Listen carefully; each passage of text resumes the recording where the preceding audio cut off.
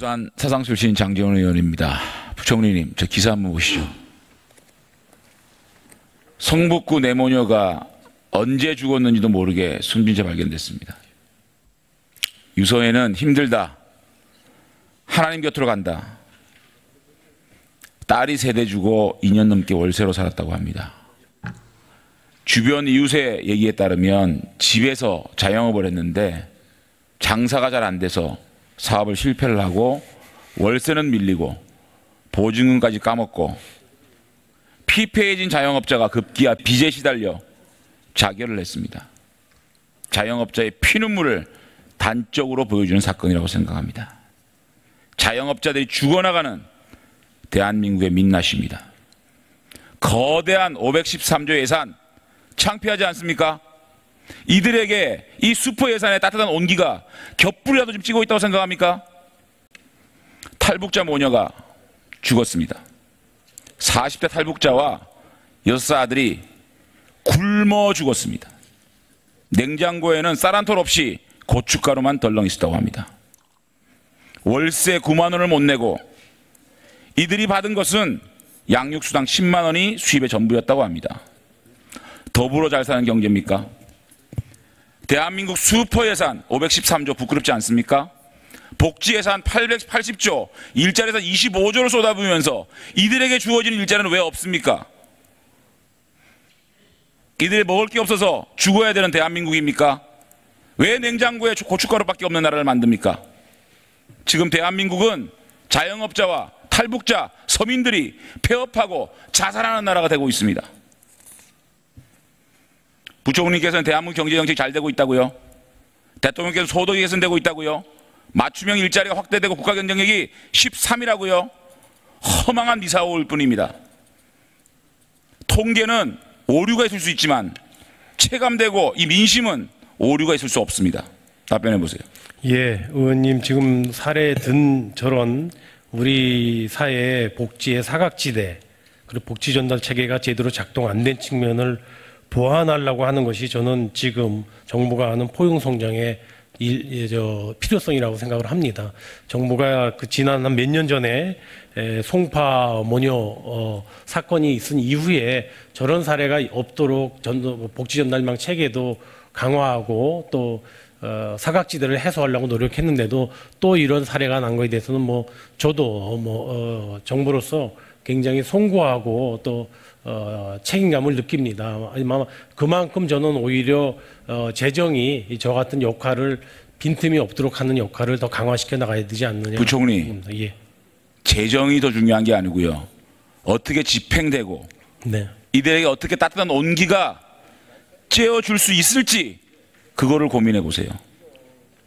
최근에 우리나라 국민들이 이 나라 경제정책에 대해서 어떻게 체감하는지 그 민심을 보여주는 의미 있는 여론조사가 있었습니다. 하청으로 추락할 가능성이 있다. 우리 국민들은 73.3% 답변했습니다. 오불사회라고 합니다. 불안, 불확실성, 불공정, 불만, 불행. 특히 이 대한민국의 우리 사회의 중추적인 역할을 하는 허리 40대가 하층으로 추락할 가능성이 있다. 76.5%, 가장 높은 퍼센테이지를 차지했습니다. 중산층이 불안한 나라, 미들클래스가 불안하고 불행한 나라, 하위 계층으로 추락할 가능성이 너무 크다. 21%입니다. 상용기 비중이 최고치고 국가 경쟁이 13위다고 자랑할 문제입니까? 이게 민심입니다. 국민들이 느낀 체감입니다. 어떻게 생각하세요? 예, 저는 의원님께서 지금 지적하신 사례가 과거의 사례가 아니고 여론조사입니다.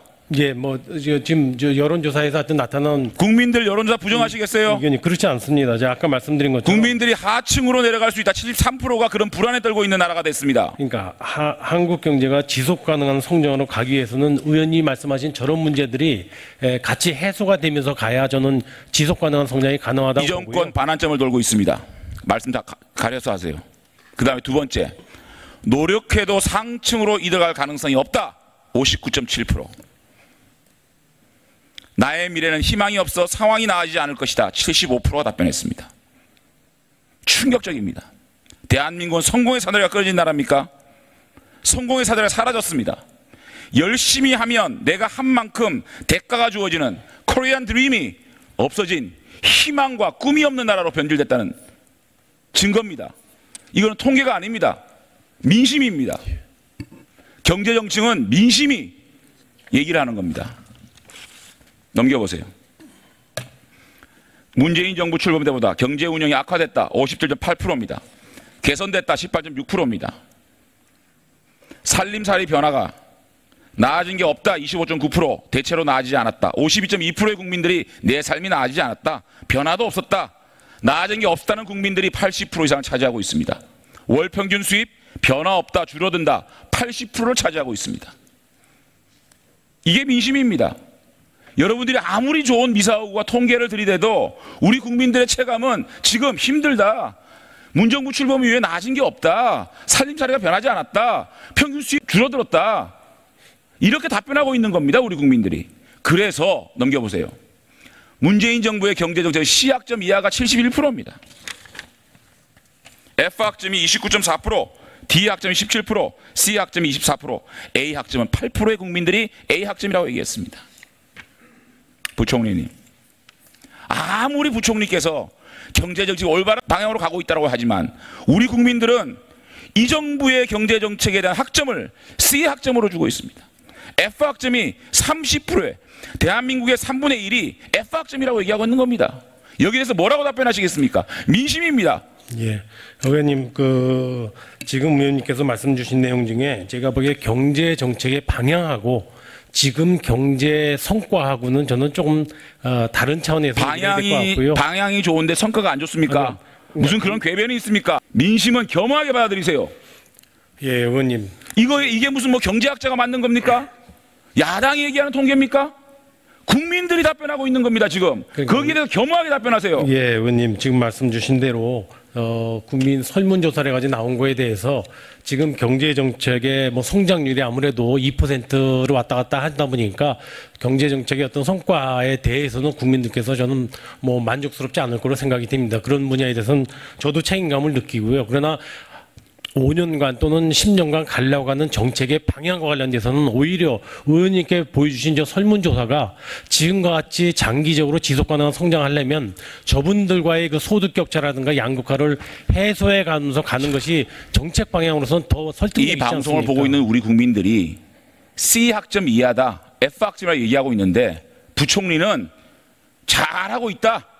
제대로 된 방향으로 가고 있다고 말씀하시죠. 아니요, 문정부 출범 때보다 경제 운영이 악화되고 있다가 60%입니다. 그러니까 경제 정책 왜 그렇게 느낄까요? 의원님, 그 느낌에 대해서, 그 체감에 대해서 제가 지금 무슨 경제학자들이 얘기하는 통계를 얘기하고 있습니까? 국민들이 느낀 체감을 얘기하는 겁니다. 체감은 거짓말을 하지 않습니다.